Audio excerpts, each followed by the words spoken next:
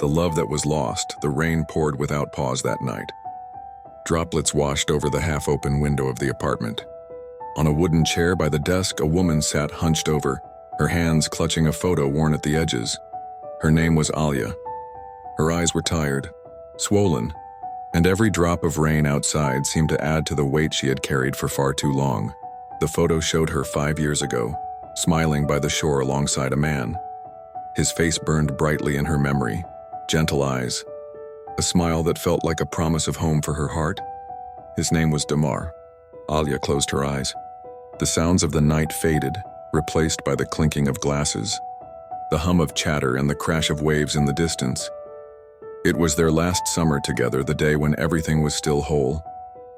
She remembered how Damar had held her hand, as if afraid she might vanish. "Don't go anywhere," he had said back then. "I can't lose you." Alia had believed him with all her heart, but that trust now felt like sand washed away by the tide. 3 months ago, Alia had stumbled upon a message that was accidentally sent to her phone. A single sentence from an unfamiliar number, yet enough to make her breath catch. Damar had written, "I miss you. Let's meet tonight, okay?" The message wasn't meant for her. She stared at the screen for a long time, her fingers trembling, wishing she had read it wrong, hoping it was just about work or an old friend. But deep down, Alia knew it was more than a wrong number. From that day on, everything changed. Damar often came home late, his face holding secrets he wouldn't share. And Alia, who had always been his safe place, slowly felt like a home abandoned. In the nights that followed, Alia spent hours on the balcony, sitting alone with a cup of tea that grew colder by the minute. She tried to summon the courage to ask him directly, to demand the truth. But every time Damar came home and offered her that faint smile, her heart wavered. She wanted to believe again, but the shadow of that message clung to her mind like a stain that couldn't be erased. Until that night came. It was 11:45 p.m. when Damar opened the apartment door.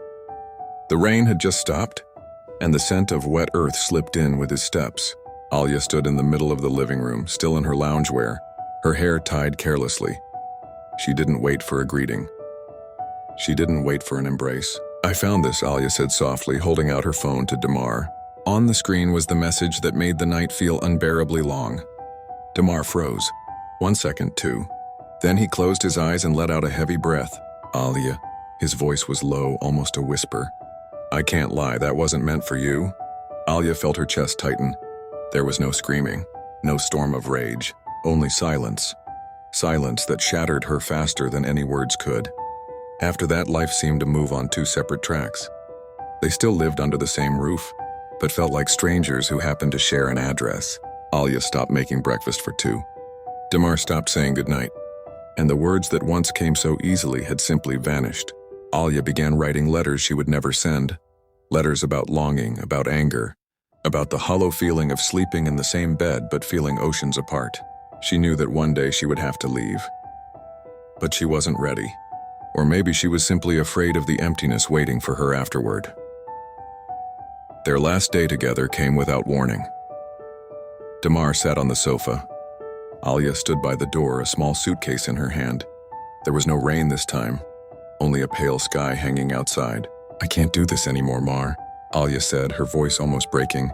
"I've tried, but I can't live in a home that no longer feels like coming home." Damar looked at her for a long time, his lips parting as if to speak, but in the end he only nodded. "I'm sorry," he said. Alia gave him a faint smile, the last she would ever give him before stepping out. The door closed softly, but in her chest the sound echoed like a thunderclap. Years later, Alia still remembered that rainy night, that short message, and the final step she took out of the apartment. She had rebuilt her life, learned how to laugh again, but every time the rain fell, she felt a part of herself return to that wooden chair by the desk, clutching a photo with fading edges. The love was gone, but its traces never truly left.